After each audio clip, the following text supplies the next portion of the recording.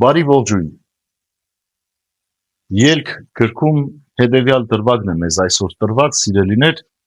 որտեղ ներկայացում է, թե ինչպես վառվող մորենին տեսավ Մովսեսը եւ գնում էր դեպի վառվող մորենին, որ հասկանար, թե ինչ է կատարվում այդտեղ։ Եվ տեսեք, թե ինչ գեղեցիկ հատված է մեզ բացվում այսօր ելքի երկրորդ գլխից երրորդ գլուխ ընկած այդ հատվածի մեջ։ Երբ Տերը նկատեց, որ Մովսեսը տեսնելու համար մոտ է գնում, մորենու միջից ձայն տվեց նրան ու ասաց. Մովսես, Մովսես, սա ասաց, ինչ է։ Աստված ասաց. մի մոտեցիր այստեղ, կոշիկներդ հանիր քո ոտքերից, որովհետև այն վայրը, ուր կանգնած ես դու, սուրբ հող է։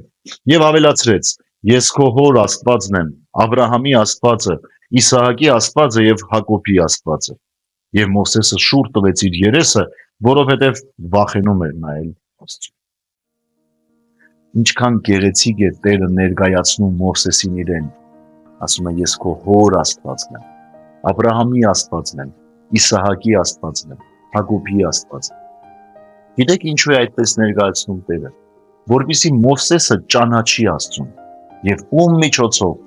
իր հոր եւ իր նախահայրերի միջոցով։ Այս փոքրիկ հատվածը կուզեմ այսօր բերել մեր կյանք, սիրելիներ, դնել մեր ապրումի մեջ։ Աստծուն ճանաչելու եղանակներից մեկը ճանաչել ժառանգության միջոցով։ Երբ մենք խոսում ենք մեր Տեր Աստծո մասին, մենք պիտի հասկանանք, որ մենք խոսում ենք մեր հայրերի Աստծո մասին։ Այն հայրերի, որոնք մեզ ժառանգություն են թողել, այդ հավատքը եւ այդ Աստված ճանաչումը։ Երբ ես խոսեմ Աստծո մասին, պիտի ասեմ, որ Աստված Սուրբ Գրիգոր Լուսավորչի Աստվածն է, Սուրբ Հովանոցնեցու Աստվածն է, Սուրբ Ներսես Շնորհալու Աստվածն է, Սուրբ Գրիգոր Նարեկացու Աստվածն է, Սուրբ Գրիգոր Տաթևացու Աստվածն է, մեր հայրերի Աստվածն է, որպեսզի ճանաչելի լինի մեզ համար։ Հիմա հարց եմ տալիս, որքանով ենք մենք կարողանում այսօր հաղորդակցվել մեր հայրերի ժառանգության հետ։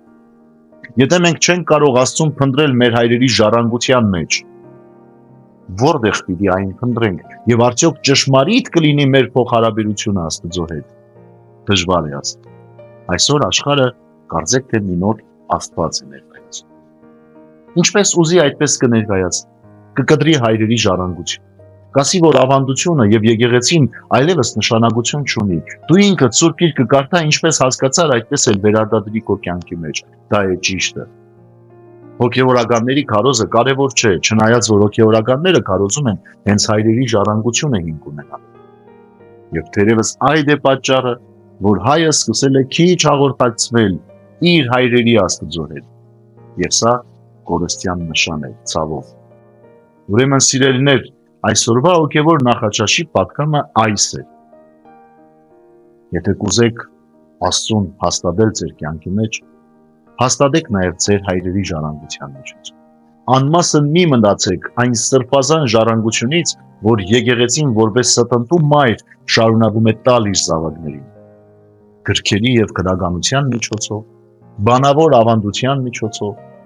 սրբազան արարողությունների եւ ծեսերի միջոցով, որտեղ այդ ամեն ինչը ժառանգություն է մեզ, որի մեջ խոսում է Աստված եւ որի միջոցով մենք հաղորդակցվում ենք մեր Աստծո հետ։ Բարի եւ խաղաղ ձեզ բոլորիդ սիրելիներ, Աստված